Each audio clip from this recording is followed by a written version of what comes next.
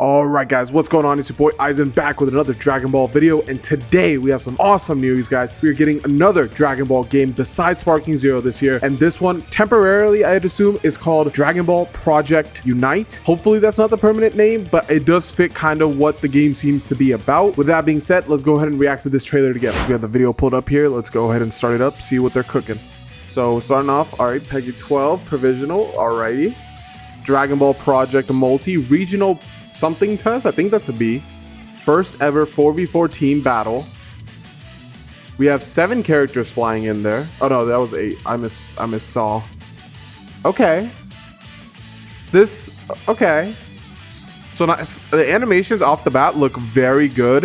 It definitely seems like they're sticking a little bit to like that Dragon Ball Legends style in terms of the animations. But then they also have like other stuff going on with it. I don't know if these like little cutscenes where like he's picking up the Dragon Ball or he's getting like this animation combo attack, if those are gonna be like part of the actual gameplay. It does look like transformations are gonna be in there, as we saw Goku go Super Saiyan. Stand together, win together. Okay. Spirit Bomb from Goku. Dragon Ball experience like no other. And then that is the information in regards to when the regional test is going to be. So for UTC time, that is August 20th, 6 a.m. to September 3rd, 6 a.m. that you will be able to get into the game to test it out. That translates to 11 p.m. PST, which is when Legends resets if you live on the Pacific coast of the United States. So let's go ahead and head back through the video here, take a look at some of the stuff we saw. So it's going to be a 4v4 team battle, which makes it sound very similar to something like if you guys have ever played League of Legends. It kind of sounds like League of Legends because League of Legends is a 5v5 team battle, which is a MOBA. If you guys don't know what a MOBA is a massive online battle arena. It's basically you with a bunch of other people going toe-to-toe for a certain goal.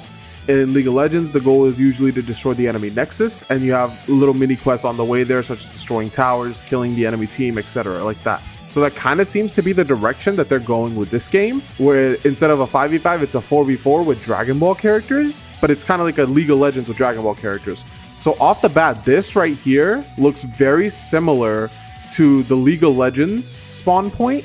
Because in League of Legends, when you spawn in your fountain, it looks very similar to this. It's a circle, you spawn around it, and you get like this movement speed boost to get to your lanes from there. And it kind of seems like they have a laning system going on because they have like this arrow going to the lane. And you see Majin Buu going this way, Goku going towards like the middle, and Trunks going towards the bottom. So it kind of seems like they have a laning system going on.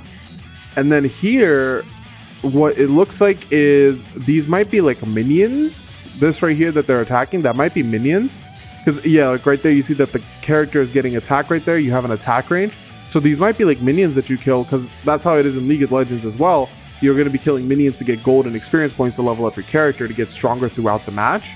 And that might be what this is hinting towards, is that these are little minions that you're killing for XP. And this could be towers. And towers, what that means is in League, towers are things that are on the way to the enemy nexus, because you have to kill the enemy nexus to win the game, and you have these towers you have to kill before to get to the enemy nexus. So that might be what they're doing with Champa here, as well as I don't remember the name of this guy. He's like from OG Dragon Ball, I think, or maybe like early parts of Z. Don't remember his name, but that might be kind of what they're doing with these guys, that they're like towers around the map, and you're trying to kill them. So you have to get KO'd and revive, which makes sense, you know, it's not like a permanent death. And then you have Goku transforming, probably because he leveled up from killing the minions. And it does seem like you have different abilities. You have basic attacks, you have Kamehameha. We saw Goku later in the trailer have a Spirit Bomb. And then there's Dragon Balls as well, which we don't know what they do. But if you were to translate it, I'm going to compare this a lot to League because it's very similar to that. In League, you have objectives such as Dragon and Baron, which are monsters that you kill throughout the game that'll give you permanent buffs for the rest of that match. So that might be kind of what they do with the Dragon Balls, is once you get all 7 Dragon Balls, you can summon Shenron and get a permanent buff for the rest of the match. Like maybe something like damage inflicted, increased health regen, a permanent shield that comes back, stuff like that. That might be what these Dragon Balls are for. I wonder, like, I'm really curious how these animations are going to play out in actual gameplay. If they're going to like actually have like a cutscene, or if they're going to just be like normal, like standard animations. Because so far we're not like seeing something in gameplay that would suggest that. But some of these animations do look very cool, such as like that Goku Spirit Bomb right there. That stuff looks really cool. Taking a look here at the requirements for the game, this is the user agreement for the game as well. But if you scroll down here, you can see the minimum requirements for the game. So if you're going to be on Windows, the minimum requirement is Windows 10 or 11, which is also recommended. They're also recommending for your CPU to run an AMD Ryzen 3 2200G as well as an Intel Core i5. But the recommended is an AMD Ryzen 3 3100 with an Intel Core i7, 8 gigabytes of RAM, and NVIDIA GeForce GTX 960, and the recommended is a 970, DirectX 12, and 4.5 gigabytes of storage. The main stuff that all this information tells us is that the game isn't going to be too taxing on graphics, which is most likely because they want to keep the game relatively easy, as this is going to be coming to the App Store, Google Play, and Steam, so you're going to be having 3 different platforms for the game. So that's probably why they're trying to keep the requirements pretty relaxed here. Like, this is very accessible for a lot of people. A massive amount of people will be able to play this. And then as far as if you're concerned about the Android recommendations, they have Snapdragon 8 Gen 2 or later for the recommended specs. The minimum is right here. And then for iPhones, they're recommending iPhone 13 or later with a minimum of an iPhone 11 with iOS 15 and 3 gigabytes of memory. Those are the minimum requirements to play the game on all your different platforms.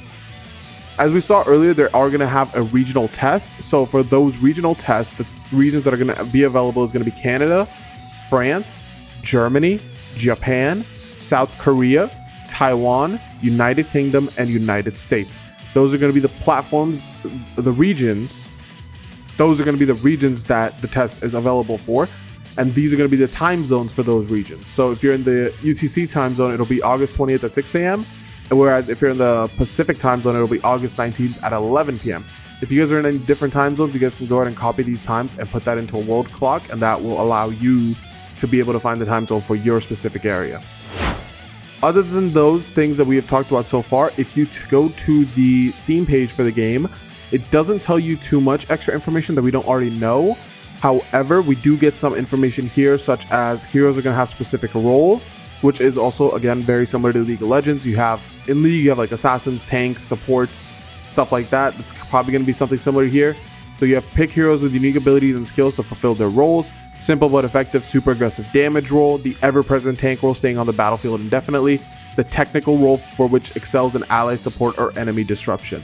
So it seems like they're going to have the similar, where it's going to be attackers, defenders, supports, and disrupt, kind of like utility. You're also going to have customization for characters. This might be where the gacha aspect of the game comes in. Currently, it is not confirmed if there is a gacha aspect, but it is very possible, since they are putting the game on mobile as well, and all their other mobile games are gacha. Other than that, this also does confirm that it is going to be a multiplayer game with online matches right here. But that is pretty much all the information we have for the game so far. If you guys are as excited as I am for this, because I'm personally a really big League of Legends fan, so I'm hoping, because this is like, League used to be one of my favorite games for a long time, mixing with Dragon Ball, which is one of my all-time goats for anime, and it's just putting them together, and I hope it's amazing, because this is something like I could see myself play for hours with friends. I could see myself stream this game for like 12-18 hours if it's fun, playing with just friends, having fun, having a good time, exploring different builds and all this other stuff. So I'm looking forward to this. If you guys are too, make sure to subscribe. We're gonna have content coming out on the game. And with that being said, this is your boy Aizen signing out.